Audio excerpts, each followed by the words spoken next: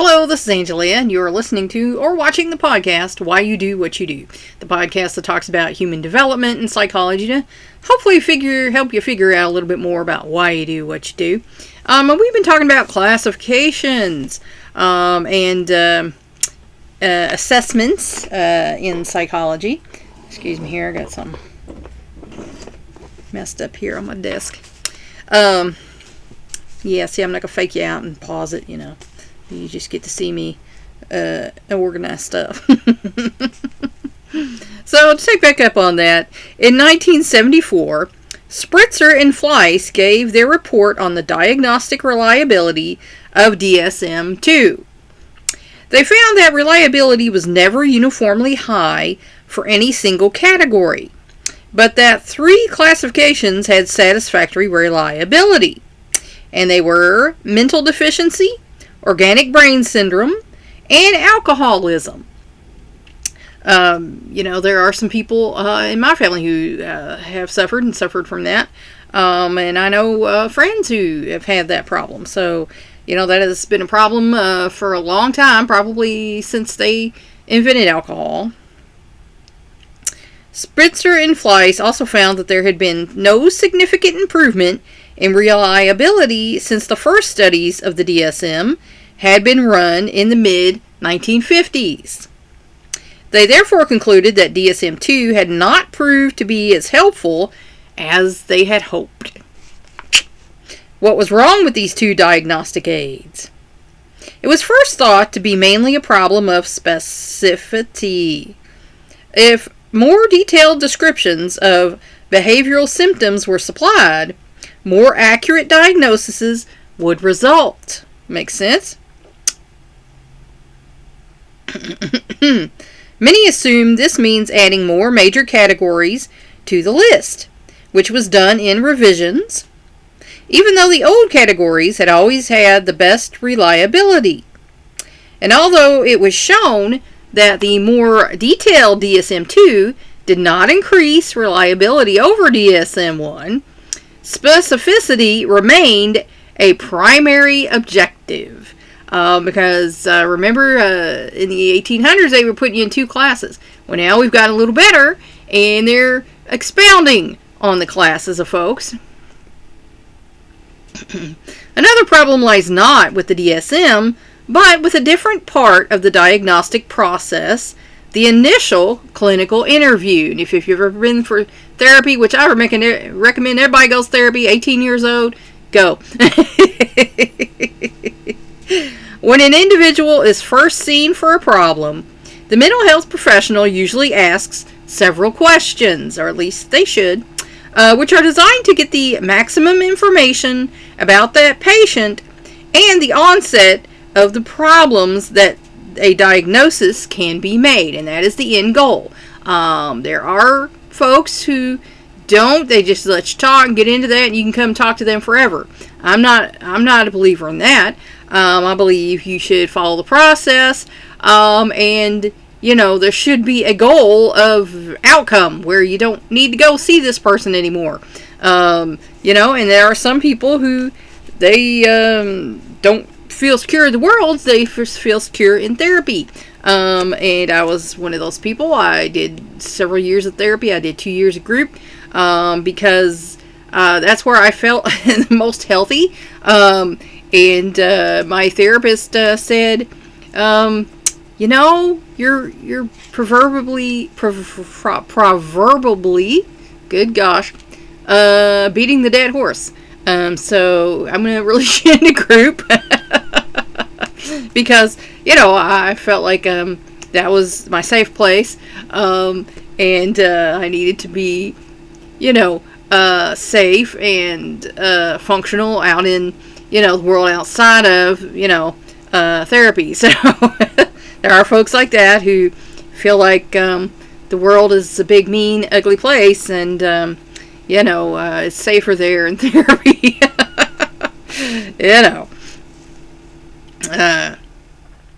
Excuse me. Which, let's see. Lost my place here. That's crazy. However, there is no standardized interview format for all clinicians to follow. Now, there is one, and good folks use it, but this was talking about the problem with the DSM-2 and what these guys thought was an issue. Instead, each professional devises a very personal approach, and sometimes several different approaches. And that's why sometimes you can go to one therapist and not like them, and go to another therapist and think they're great, because really your personalities need to gel. I went to two guys, we did not get along, and then the third one he had referred me to was a woman, and she had similar experiences as me, and we did get along, and it worked out. So looking for a therapist is just like looking for anything else, like shopping or going for another doctor or insurance or whatever. You got to find a good fit, something that works for you. No two clinicians are likely to ask the same questions in the same order. Therefore, it's not surprising that different conclusions were drawn. Excuse me. There are a number of structured interview formats that could be used to get the initial diagnosis.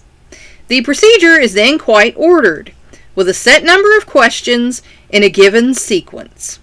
Spitzer and Fleiss found that the diagnoses obtained by using standardized formats were more reliable than those obtained through the traditional, less formalized interview. So, when a therapist tells you they want to do a psychological testing for,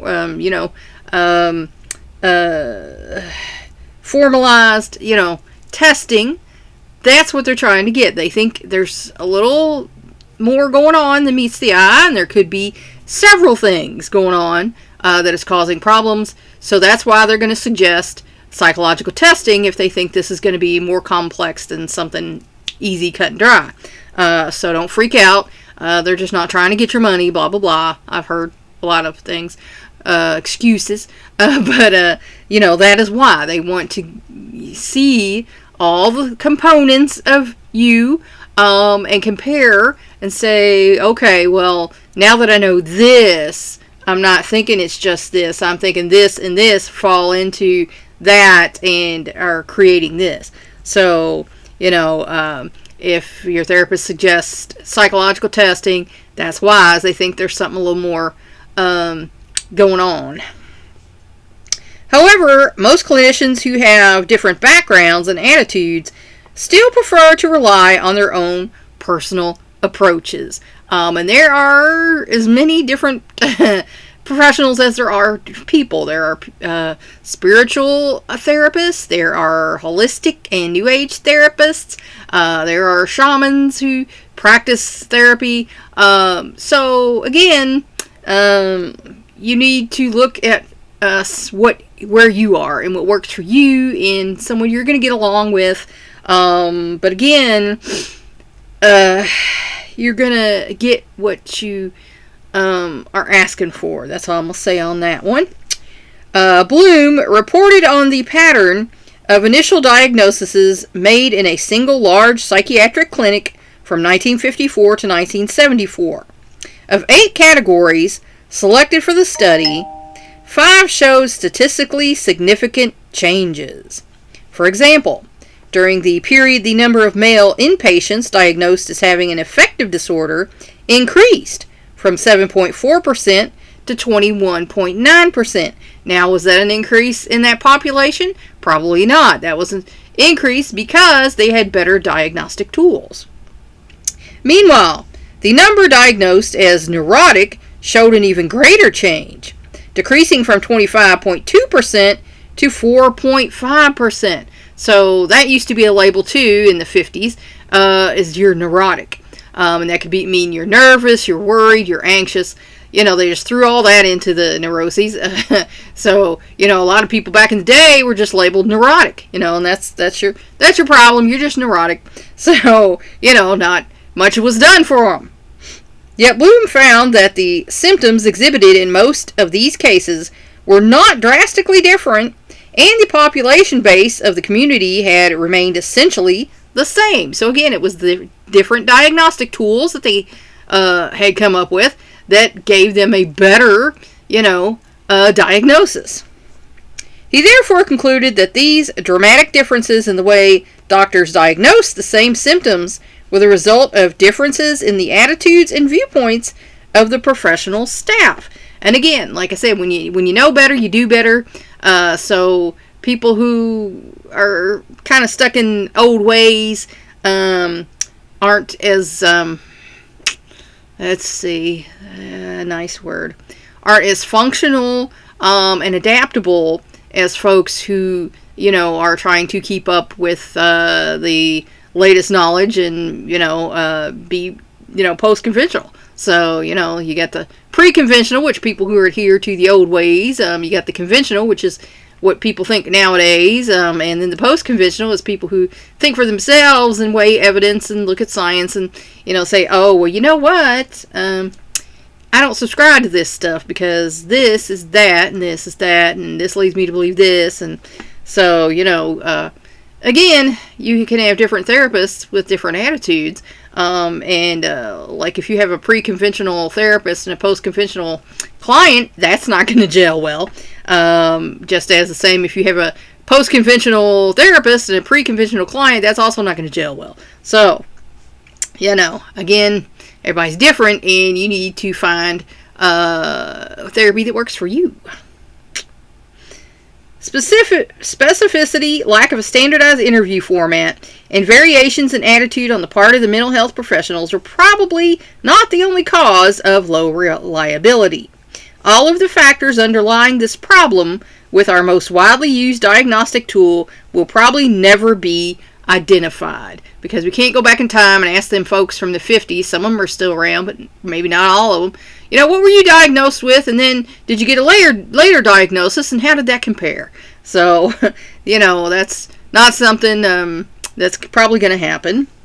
Now, there is more agreement about the descriptions of the various categories, a standardized diagnostic procedure, and the development of clear-cut decision rules, that do not rely so heavily upon the personal judgment of the clinician. Because, like I said, people's judgment can be colored and influenced by their own, background and things. So there needs to be standardized ways of doing things so that your personal stuff doesn't spill into everything that you're doing. Because then, that's not going to be a reliable outcome for your client. DSM-3. The developers of the revision of the DSM were quite aware of the limitations of the earlier versions. Therefore, the task force that produced the document was careful to be as comprehensive as possible, the hope being that this alone would increase the reliability of the diagnoses. Research on the effect of this new revision has, of course, only begun, so it will be a while before any results are available. Because when I was being a psychological consultant, when I was working at a counseling center, we were on a DSM-4. So, they were just now comparing that to that. So, like I said, they can't, it would be quite an undertaking for them to go back and ask folks this, and if they got a better diagnosis, in which, what happened and all that. So, I don't know if anybody's undertaking that right now, but I think it would be an interesting study.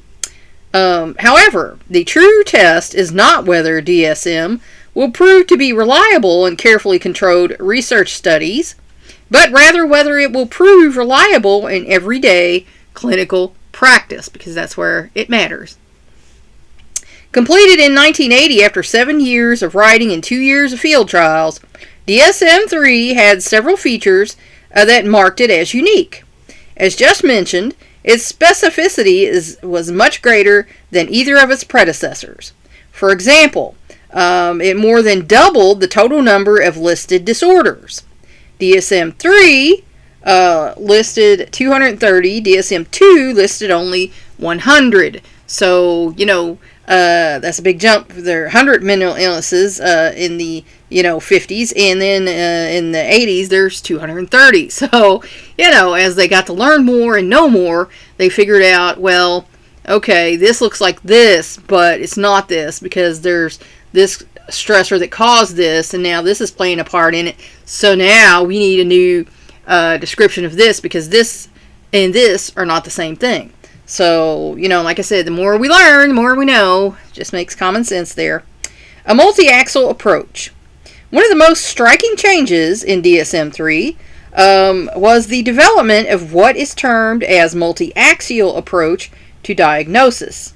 This means that each diagnosis requires information on 5 independent axes, or dimensions, which are designed to assist in classifying and planning treatment and in predicting the outcome. Because, if you know what you're dealing with and you can come up with a treatment plan, then you likely know what's going to happen. But it all depends on the client, because the client can choose to participate in their own healing or not. So, again, the limitations, are basically with the client.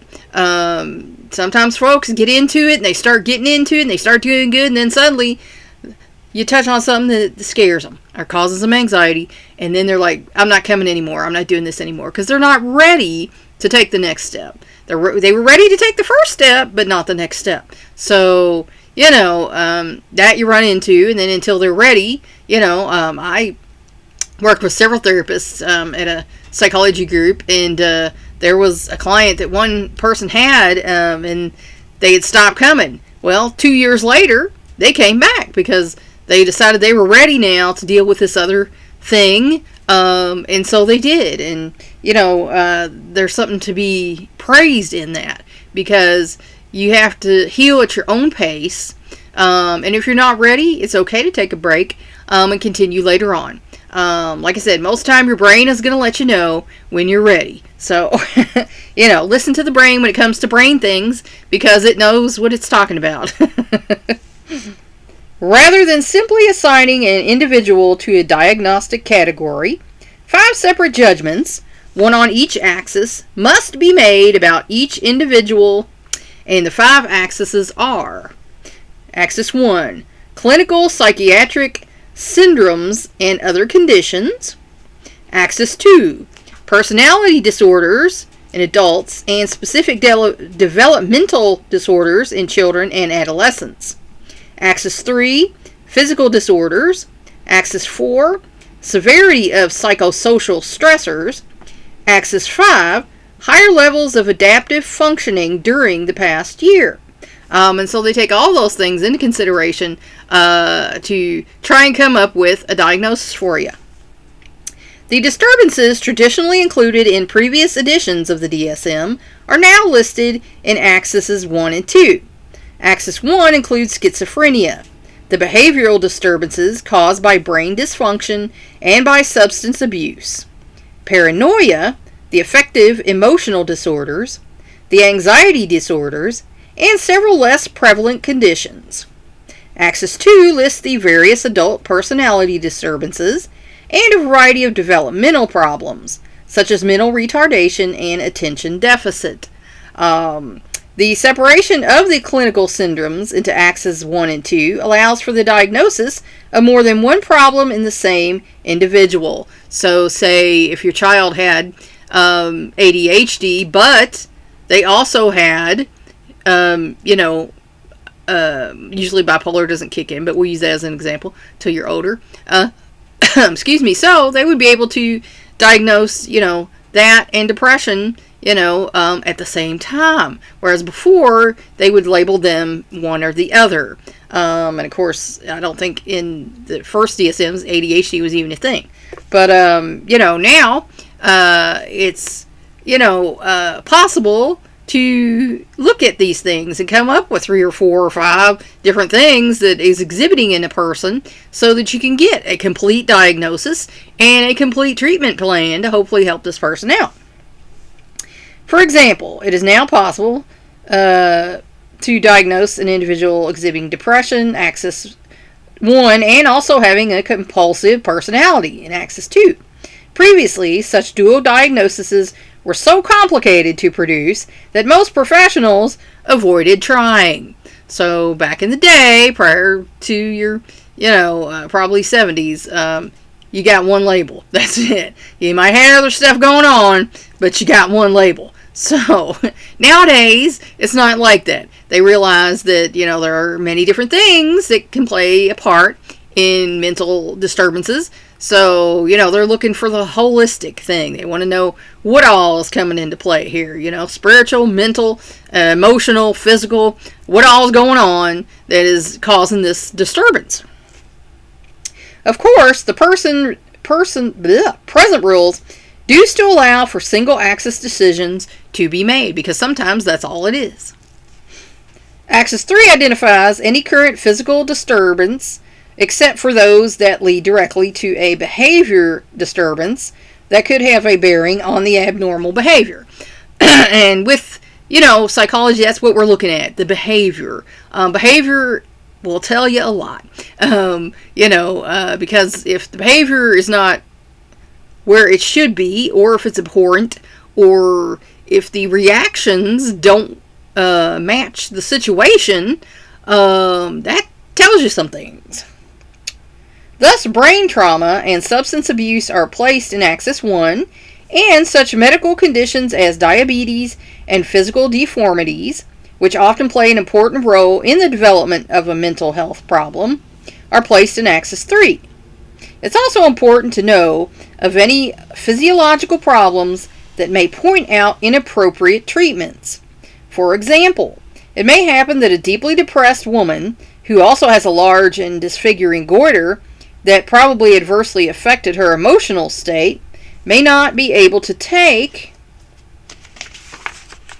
certain drugs proved effective against depression because they may inflame her goiter. So, again, you got to take things holistically. You can't just say, oh, well, this will help, but if you don't know, and that's why a lot of psychologists will refer to a psychiatrist if they think this person needs drugs, because you have to know that this depression drug would affect this already enlarged goiter. So, again, these mental health professionals do know what they're doing now, and you need to give them all the information that you can. There's no such thing as too much information for your doctor, because they can come up then with the best treatment plan for you. Because you may also, Axis 4 is used to determine any significant social and psychological factors that may have instigated or intensified the problem behavior. And usually there are. It could come from your family, it could come from, school, neighborhood, your own experiences, your own feelings about yourself, and your work or your failure, your family, your happiness with your life, all comes into play. In most cases, there must be rather clear-cut evidence that these factors were operating during the past year, although they can be future rather than present events. Now that's general, because some people have trauma stemming from childhood, and that carries up into your adulthood, and usually you repress it. It's very rare that children report trauma because they're scared. The adults in charge of them are in charge, and these adults may be abusing them, and if they tell on the ones who are actually abusing them, they know they're going to get abused some more. So they don't generally do it. Usually it gets repressed, and it sits back there until your brain decides, okay, we're in a pretty good place to deal with this now, so we're going to go ahead and bring this up so you can deal with this now. Okay, my son came in, had to pause. For instance, knowing that a retirement will soon occur can be seen as a psychosocial stressor, even though it has not yet occurred. Now, my husband's kind of dealing with that. Now, he's has some pretty serious health problems, and he'd like to retire. But, financially, we're not in a place where he can do that yet. So he's trying to hold on for a couple more years, and retire at a monetary point where he feels comfortable. We were poor back in the day, and he didn't like feeling poor. He came up in a, upper middle class family, and so he didn't like being poor. So his current age. He could retire pretty soon, but he feels like the amount of money he'd be getting would not be enough for him to feel comfortable. So he's trying to wait several years so he can get the amount of money that he feels like he would be comfortable living at. Because he said, I don't want to feel poor when I'm retired. I felt poor all my life. I don't want to feel poor when I retire. So it can be a stressor. Something that hasn't even happened yet that you're worried about happening. In judging the severity of these stressors, the clinicians use their own idea of what an average person from a similar background would experience under the same circumstances. And again, not everyone's the same, so everyone's reactions are going to be wrong, are going to be different. Like, you might be able to hear the cat. My son came in and let the cat out of his kennel and got him some water, but now he's gone out to the car to bring the groceries in because he has cat food and things out in the car. The cat is very distraught because he came in and then he went back out the door. So everyone's reaction is different. A lot of cats wouldn't care, they'd be fine, but he's an older guy and he's very attached to my son, so his reactions are over the top for, warranting the situation.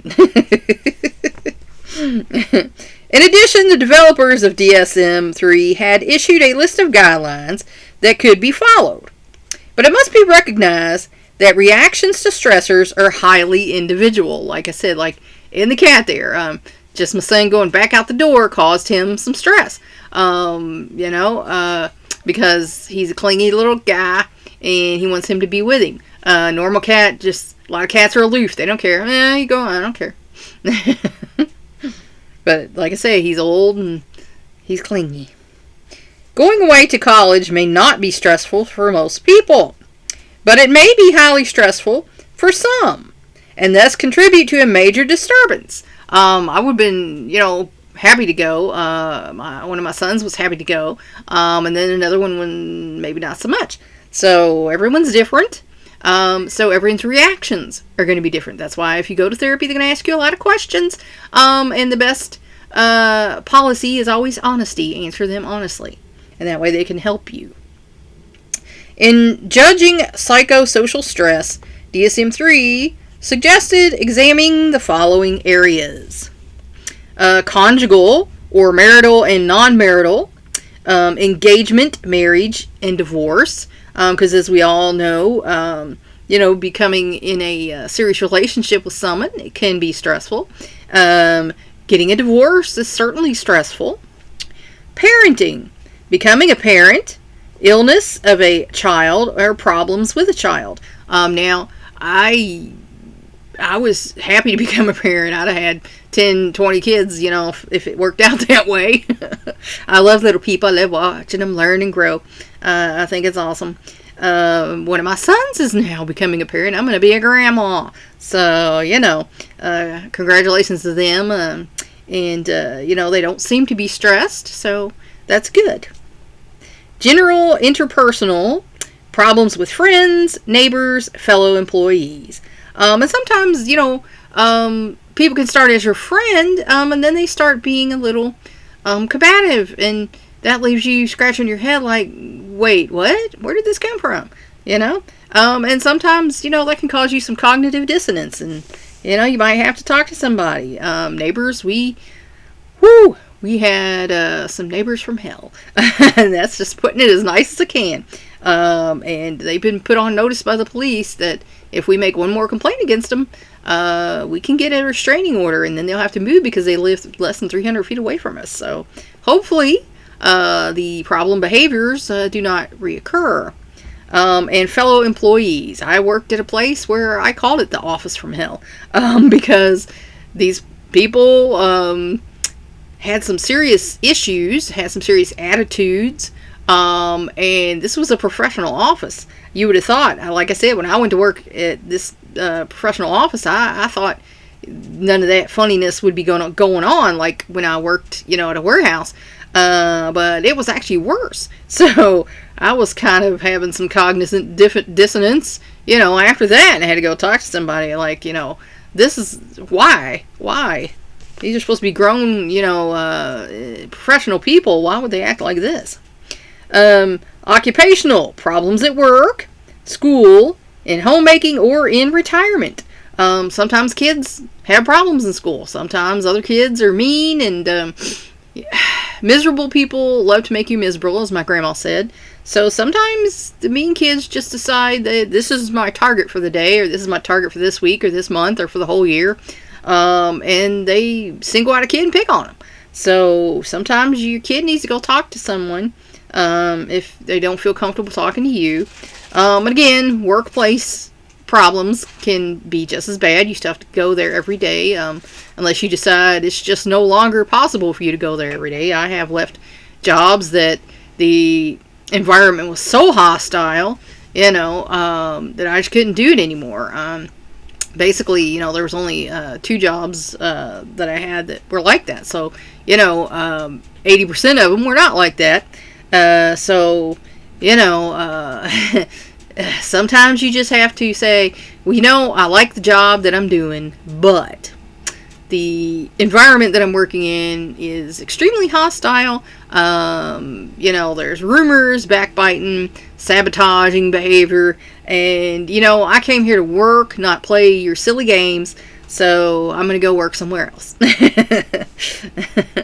And some people have problems with homemaking. Some people, I didn't like being a stay-at-home mom. I really didn't. I love my family, and I want to be there for them and do things for them, but I like to do things. I like to work. I like to teach. I like to create. So for me, sitting around just cleaning the house is just not going to do it for me. It's not fulfilling for me, It gives me a nice clean house, and then I'm looking around and saying, then what? It was not fulfilling for me. And in retirement, like I said, some people trying to decide, should I retire, should I not retire, and there, of course, are factors in there, but I personally wish my husband was retired, but, he wants to be more comfortable and have X amount of money. I'm not going to say he don't like me talking about his money, but he wants to have X amount of money, and he can do that in a few more years, so that's where he's aiming for. Living circumstances, changes in your residence, that can be stressful. I had to move out of a boyfriend's house that I broke up with and move into a apartment that I could afford, which was not a very nice place, and that was stressful. Geographical changes, again, if you move from one side of the country to another, that can be stressful. And homelessness, needless to say, that would be stressful. And there are people who I know that have ended up in that situation and had to go live with family or friends or whatever. That's not a very good feeling. Financial inadequate finances. I've been in that position where I didn't know where the next meal was coming from, that I had barely enough money to, get one meal, and much less the next one. So I've been in that situation, and it is stressful. Changes in financial circumstances. If you have some money and then you go to not having money, that's definitely stressful. And then some people who have won the lottery or, got a big paycheck coming from their last job, now they have a much higher paying job. That can be stressful too, because they're like, oh no, I got all this money, and what do? I don't want to spend it all. Or they do decide to spend it all, like some of these lottery winners that say it was the worst thing to ever happen to them. I would definitely not do that.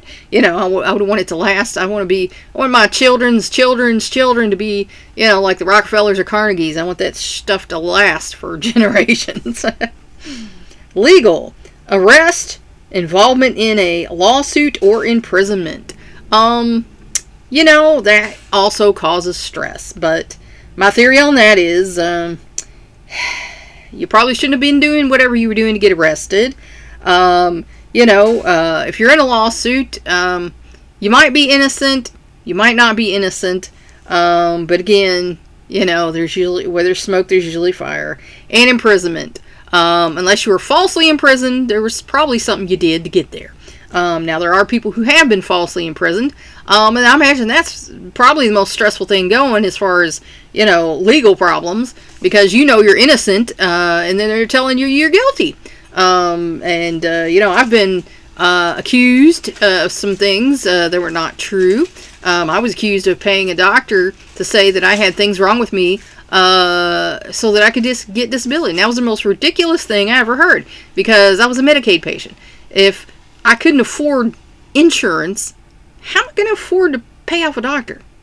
I mean, there has to be some common sense here, but it was a jaded old judge, and he made this declaration, and so that's where it stood, because as one of the lawyers, the supposedly best disability lawyer in town here, said most judges are not going to go against another judge. And I was warned by a lady lawyer that it was a boys' club up there still. So, I got railroaded, and that's a shame, because I am disabled. I know it, and everybody who knows me knows it, but the system decided otherwise. So that is also stressful. I was pretty angry for a long time. I'm still not too happy about it. Developmental. Poor adjustment to puberty. Some kids, puberty hits and hits them hard. Midlife crisis. Some people get to that midlife and realize, I'm getting old, and they can't handle that. And menopause. Now, I know women who've had that problem. I did not have that problem. I was all too happy to go through menopause. It's like, all right, the hot flashes suck, but let's get over this stuff so I don't have to have a period every month anymore, because that's the best thing ever, is to not have to worry about, am I going to be out at the store, at work, and suddenly, goosh. So I was all too happy to go through menopause. Physical illness or injury. Again, if you get hurt or you're sick and you can't work, that is stressful, because you know it. There at last, when I was working at the counseling center, I was only working a few days a week, but I could either sit there in that office chair for 4 hours a day or drive to and from. If I was trying both, then I started having back spasms, and I had to pull over on the side of the road. My back's actually doing pretty bad right now. If y'all want to send up a prayer or some good wishes for that. I had, my fiance was trying to drive me to and from work. He'd leave on his lunch and bring me in, and then we'd come and pick me up later. But he had some problems, and I wasn't making it all the time. So it just got to the point where I just said, well, this is it. I can no longer work a part-time job out in the public, because I cannot work and drive. I can do either or, and I'm not got reliable transportation, so I had to make that call that I had to work from home. So that's what I did. Illness, again, if you're sick, that's stressful, because then you wonder what's going to happen now. Accidents, again, accidents can change people's lives. Or surgery. I had surgery. I had my hand operated on. I don't even know if you can see my scars. I can see them here, but I don't know if you can see them. Probably not. But I had to have a thumb rebuild. I lost my pincher grasp. I couldn't hold on to stuff. So it's hard to, you can't type or write if you can't hold on to stuff. It just doesn't work. If your thumb's not able to put the space bar to working, then you can't do that. And then I had ganglionic cysts from working clerical work, for 10, 15 years. And so I had to have those removed. And then I had carpal tunnel, so they had to take, that out to, make it bigger, how they do that. But anyway, I had those 3 surgeries at one time. They went in there and they, did it all at once. So, that was good. I could finally get back to doing things with my hands, because working from home, that's what I'm doing here, is teaching, and I write and do arts and things, and if your hand's not working, it's kind of hard to do that. Other psychosocial stressors, such as natural disasters, and of course we had man-made disaster here where I live. We had a big plane crash across the road from where I live. And we heard the explosions. We saw the big smoke cloud coming up and everything. And if it had been, just 2 miles this way instead of the way it went, I would not be here talking to you. So that was scary. But there are people who didn't make it. So, I imagine that is extremely stressful for their family and the people that they knew. War, of course, war is going to upheave everyone involved. Persecution. I've been the victim of persecution, and it's not a good feeling. Because, most people who are being persecuted, you're being hounded for a reason. And usually, it's you've been singled out. And, it's not a good feeling. And then, of course, rape. That is probably one of the most severe psychosocial stressor, because your body was violated. You did not give permission for this person to enter your body. They did it forcefully, or, through guile, whatever, if they drugged you or whatever. And, it's severely disturbing to your psyche, because the act of sex or lovemaking is supposed to be very personal. You're supposed to have an attraction to the other person or in love with the other person, whatever your belief system is. And then to have someone who you did not give permission to touch you or be with you, to do that is a violation of your whole person. So, that is definitely something that can cause mental illness, and does. I know that firsthand. They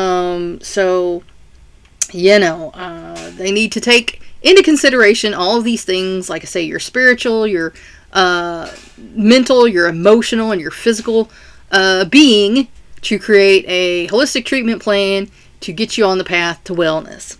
And that's where I'm going to leave you for today. I hope that helped you figure out maybe a little bit more about why you do what you do.